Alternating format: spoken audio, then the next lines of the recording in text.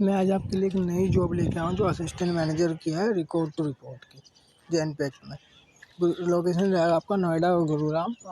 Noida 135 Taylor building and Gurugram sector 48 Badshahpur.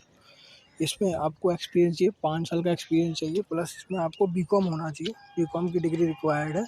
और आपका previous experience in general accounting में होना चाहिए, बेसिकली अकाउंटेंट में होना चाहिए, जो कि आपको जनरल एंट्री, बैलेंस शीट और बेसिक अकाउंटिंग का पता होना चाहिए। बाकी आपको जीएसटी वीएसटी कुछ नहीं चाहिए। और ये जो जॉब डिस्क्रिप्शन है जो दे रखी है इन्होंने, ये जॉब डिस्क्रिप्शन आपका आफ्टर ज्वाइनिंग के बाद ये देंगे, उस पर आपको काम करना है।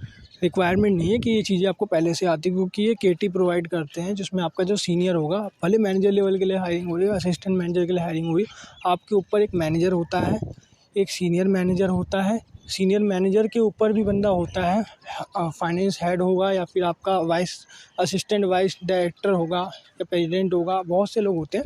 इसके ऊपर भी आपको 5 लोग गाइड करने के लिए मिलेंगे। ऐसा नहीं कि आपकी प्रोफाइल सबसे ऊपर है।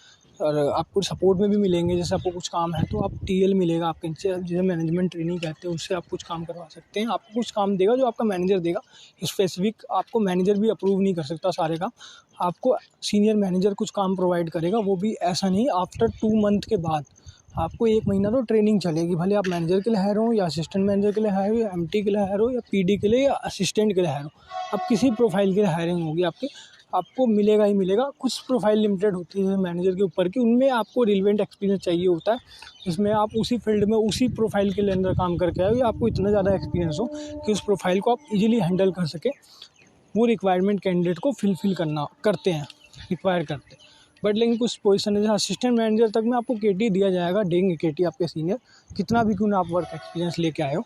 तो ये चीज़ें हैं आपके सामने, बस इसमें एक्सेल आपकी अच्छी होनी चाहिए, क्योंकि इंटरव्यूअर मैं आपको रेफ़र करता हूँ, जैसे आप मुझे अपना सीवी शेयर करते हो मेरे मेल आईडी पे, मैं रेफ़र करता हूँ, तो आपको हो सकता है कि वो पर्सनली इंडिविजुअल इंटरव्यू हो, उसमें आपको जूम मीट में नहीं बुलाएं, 40 लोगों के साथ इंटरव्यू ना हो, एक इंडिविजुअल इंटरव्यू आपका हो। तो उसमें हो सकता है कि इंटरव्यूअर आपसे कुछ थोड़े मोट क्वेश्चन पूछेगा, लाइक जनरल क्वेश्चन पूछ लेगा, डेप्रिसिएशन पूछ लेगा, पेपर एक्सपेंसेस पूछ लेगा, बैलेंस शीट भी नहीं पूछेगा तुमसे, क्योंकि उसे पता है कि बंदा काम करके आया है 4-5 साल। पर लेकिन आपसे एक्सेल पे फॉर्मूले ज़रूर लगवाएगा, वीलुकअप के, एक्सलुकअप के, क्योंकि उसे पता होता है कि मेरे को मैनेजर जो होता है वो आपको अपने नीचे हायर कर रहा है, तो वो चाहेगा कि मेरा काम भी ये करे, कुछ हद तक सपोर्ट करे, तो वो इंटरव्यू हिसाब से लेगा। तो आपको एक्सेल अच्छी आनी चाहिए, और बाकी कोई रिक्वायरमेंट नहीं होती। बाकी तो भाई काम करते करते तुम सीखोगे, भले आप कितना भी गुना एक्सपीरियंस वालो। इसमें प्रेफर दिया जाएगा एमकॉम वाले को, दिया जाएगा प्रेफर पहले, और एमबीए भी चलेगा, लेकिन फाइनेंस में होना चाहिए। बाकी नहीं भी होगा तो भी कोई रिक्वायरमेंट नहीं, बस एक्सपीरियंस रिक्वायर होता है। बीकॉम होगा तो भी चलेगा।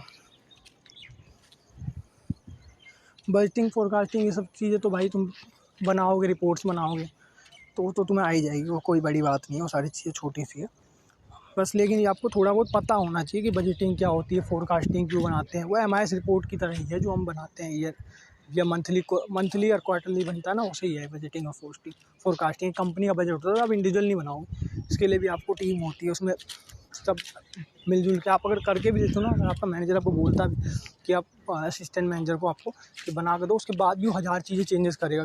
कोई भी इंसान को ना, मैं अगर काम करके किसी को देता हूँ या आप काम करके किसी को देते हो, तो उस इंसान को वो काम पसंद कभी नहीं आता है। मेरे को खुद नहीं आता, मेरा जो कोई जूनियर मुझे काम करके दे उसमें मैं भले उसने अच्छा कर रखा है, लेकिन उसमें भी मैं अपनी 2 चीज़ें चेप ही देता हूँ। जब मेरा मैनेजर चेप ही देगा जो मेरे से ऊपर कभी है, मतलब जहाँ भी मैं काम कर। तो ये सारी चीज़ें हैं। बाकी R2R प्रोफाइल के लिए हायरिंग है, इसमें आपको बस वही सारी चीज़ें हैं जो दे रखी है, क्योंकि इंटरव्यू इनका ना जो जेडी के अकॉर्डिंग इंटरव्यू नहीं लेंगे भाई ये तुम्हारा कभी भी, क्योंकि इनमें बहुत सारी हायरिंग होती है, तो इनको याद भी नहीं रहता कि क्या है। ये आपको बाद में क्लाइंट के बेस पे आपको जेडी देंगे, जैसे इंटरव्यूअर के हिसाब से वो क्लाइंट पे आपको डालेंगे कि इस क्लाइंट के लिए लड़का ले लो, इस क्लाइंट के लिए लड़का। तो हर क्लाइंट के लिए अलग बजट होता है, सैलरी बजट होता है। इसमें आपका सैलरी बजट 9 लाख रुपये से है, 9 लाख रुपये से लेकर 12 लाख रुपये तक का बजट है इसमें। लेकिन हो सकता है आपकी लास्ट सैलरी कम हो, 6 लाख हो, तो आपको 7, 7.5, 8 लाख में भी नेगोशिएट कर ले। 1 लाख रुपये आपका इसमें वेरिएबल, मिनिमम 1 लाख रुपये वेरिएबल है आपका, 1 से 1.5 लाख रुपये इसमें। चलो ठीक है। मैं अपना जीमेल आईडी प्लस मेरा एक फ्रेंड है जो जैनपेक में ही काम करता है, एज HR है, बहुत बड़े लेवल पे HR है, मतलब ऐसे नहीं कि HR एग्जीक्यूटिव है, 10-15 साल का एक्सपीरियंस है। उसका ईमेल आईडी मैं आपको कमेंट पे दे दूँगा, आप उस पर मेल कर सकते हैं। तो आपका CV शॉर्टलिस्ट होता है तो आपको इंटरव्यू के लिए कॉल आएगा, वो भी जूम पे नहीं आएगा, व्हाट्सएप भी कॉल आएगा, वो आपको जूम पे बाद में कनेक्ट करेंगे या कॉल करेंगे ऐसे नॉर्मल। ऐसे नहीं कि जूम का लिंक दे दिया और आपको 40 लोगों के साथ इंटरव्यू हो रहा है, ऐसा नहीं होगा। रेफ़र कर दूँगा मैं।